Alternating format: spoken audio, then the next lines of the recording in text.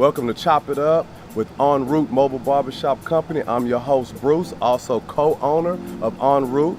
We want to invite you guys to some conversation and give you guys some insight about the culture and the barbershop space that we have here at En Route. We hope you enjoy, so let's go check it out. I didn't go to the barbershop often when I was a kid. Jerry curls was in. Shoot, man, I had to have me a Jerry curl, so I didn't go to the barbershop much. Then by the time I quit wearing a Jerry curl, I was wearing an all even haircut, and I was cutting my own hair all through high school or through college. So my experience is a lot different than my sons. My sons, they like to come to the barbershop because they want to hear the discussion. They don't mind me dropping off them before their appointment and them waiting. That's all right with them. Right. They want to be a part of the barbershop experience. So you're talking about your boys, and I know your boys, personally, with everything that's going on right now, especially with the wake of Charlottesville and the protests, especially with your oldest boy. I know he just went off to college. Do you talk to him about that and really just kind of express to him about things he may experience dealing with racial tension that we have? We get into different types of conversations, but I tell him whatever you do, you got to control your own environment. But people are going to do what they want to do. So if somebody want to be malicious and racist, they're going to be that.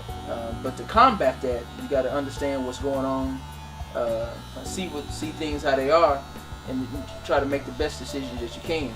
I was just having a conversation with one of my best friend's daughters. Right. Where she just started driving. She was telling the story that a police officer seemed to follow her every so often. Okay. And I just made the comment, maybe it's because the color of your skin. It was so foreign to her. She was like, what? Why would you say that?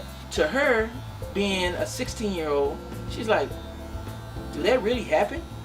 Just because, I'm black? It can happen. And it do happen. She didn't even recognize that. Didn't even come to her mind. So this is what I was going to ask you, and I asked Norman, do you think that hinders black folks as a society, that these younger brothers and sisters don't really even acknowledge it at times, that there's racism? For me, just growing up, I wasn't aware of it, and I think a lot of things that I learned that was passed on to me was conditioning. And so I grew up thinking cause Christopher Columbus discovered America, I grew up thinking Jesus was white.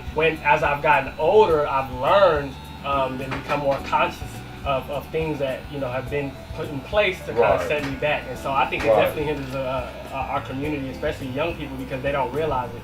Dr. Washington said, it's so covert to where you oftentimes don't even have knowledge of yourself. If you don't have knowledge of yourself, you don't have a really obligation to the narrative or to your community. It's almost like you have some chains on you. This chain is so much length that you can go so far and you don't even realize it's a chain on you until that sucker snag you tight. Exactly. Well, you have a lot of people teaching us what it's like to be us. And so we learn from the dominant, we learn from the majority. And when we learn from the majority, we begin to develop majority's mentality. And I think that's very hindrance to the community.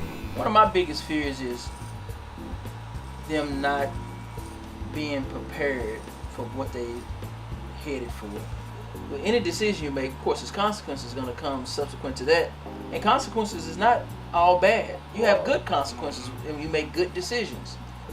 Somebody see me now, they be like, oh yeah, Dr. Washington, you do this. I said, oh, you didn't see me, 15 years ago. Right. So it was a different, of course, a different Andre 15 years ago than it is now. Right. That's just a matriculation of life and how things go. But if they don't have to, hurdle the same barriers I had hurdled, that's one of my biggest fears.